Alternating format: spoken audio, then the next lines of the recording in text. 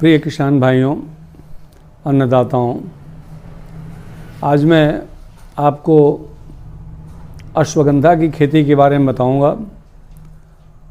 अश्वगंधा की खेती करिए और माला माल हो जाइए। यदि आपके पास गैर उपजाऊ भूमि है, क्षारीय भूमि है, वर्षा पर आधारित खेती करते हैं तो आपके लिए और भी अच्छा है।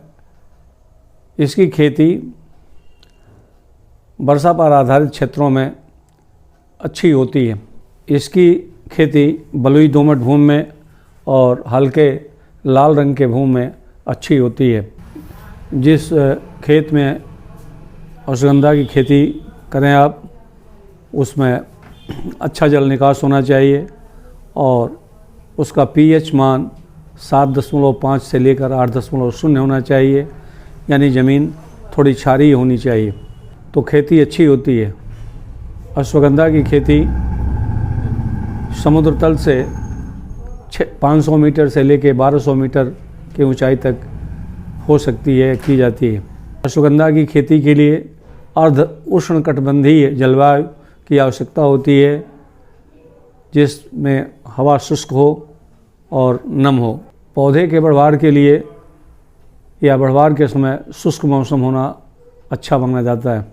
भारतवर्ष में अश्वगंधा की खेती 10,780 हेक्टेयर भूमि पर की जाती है, जिससे 8,429 टन उपज प्राप्त होती है। अपने देश में इसकी मांग लगभग 7,050 टन था, जो आजकल बढ़कर बहुत ज़्यादा हो गया है और इसकी खेती काफ़ी लंबे स्तर पर की जा रही है।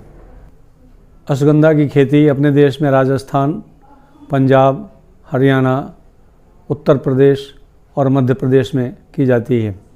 किसान भाइयों, अश्वगंधा का उपयोग कई तरह की बीमारियों में किया जाता है। यह एक सामक औषधि है।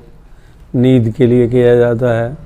अस्थमा में इसका बहुत अच्छा प्रभाव देखा गया है और साथ ही साथ नपुंसकता की भी एक बहुत अच्छी दवा है। इसकी खेती 25 से 35 डिग्री सेंटीग्रेड तापक्रम पर अच्छी होती है। अश्वगंधा की बुआई जब मानसून आने की उम्मीद होती है तो जून जुलाई में इसका बेहन डाला जाता है। बोने के बाद यदि हल्की बारिश हो जाए तो अंकुरण अच्छा होता है।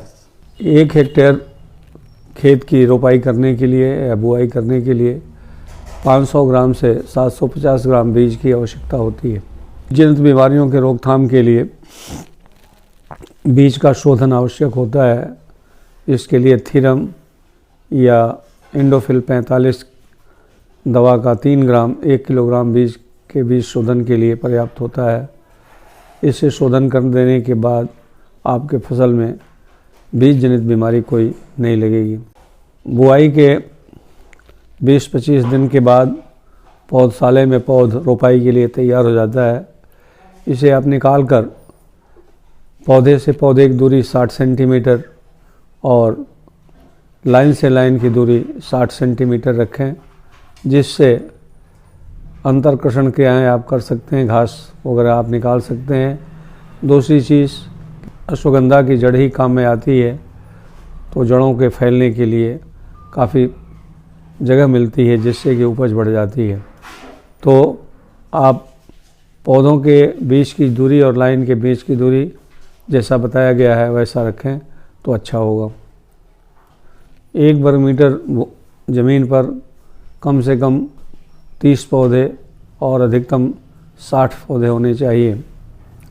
इसकी खेती में किसी भी प्रकार के रासायनिक खाद या पेस्टिसाइड, फंजीसाइड, इंसेक्टिसाइड, किसी भी रसायन का इस्तेमाल न किया जाए तो ज़्यादा अच्छा होता है और न ही करें। तैयार होने में 130 से 150 दिन का समय लगता है। 1 हेक्टेयर में आपको 3.5 से 4.5 कुंटल अश्वगंधा की सूखी जड़ प्राप्त होती है। आपका इसमें खर्च बहुत कम लगता है, नहीं के बराबर लगता है और आमदनी बहुत अच्छी होती है। और ये कमज़ोर भूमि में भी इसकी फसल अच्छी होती है, यहाँ तक कि हल्की क्षारीय भूमि इसके लिए बहुत उपयोगी होती है। उम्मीद है कि यह वीडियो आपको पसंद आएगा। पसंद आए तो लाइक करिए, शेयर करिए, लोगों को बताइए, जिससे कि अश्वगंधा की खेती से वो लाभ उठा सकें और अपनी आमदनी बढ़ा सकें।